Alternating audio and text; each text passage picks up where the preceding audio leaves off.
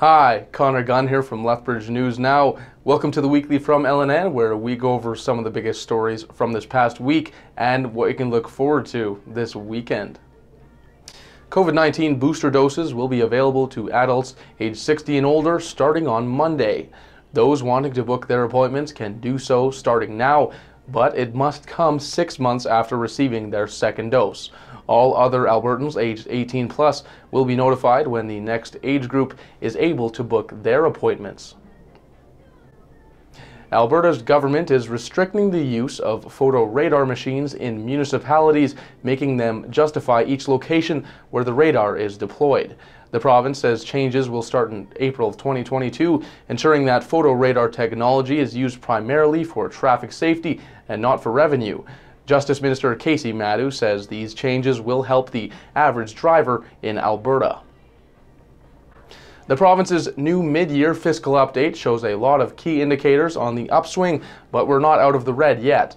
Finance Minister Travis Taves says Alberta's deficit is now expected to be $5.8 billion, less than a third of where he projected us to be back in February.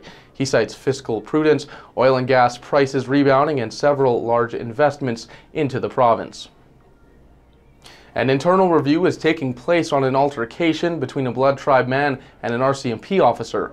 On November 23rd, a Cardston RCMP officer was reportedly struck by a metal pipe from the man and who was wanted on outstanding warrants. The officer tased the suspect twice, but a second officer's assistance was needed to bring the man into custody. 27-year-old Dylan Riley Bird faces numerous charges, and RCMP says ACERT will not investigate the incident. However, an internal review will take place. Nearly 1 out of 4 people in Lethbridge do not have access to a family doctor. A group of physicians presented to a city council committee yesterday outlining the severity of the doctor shortage.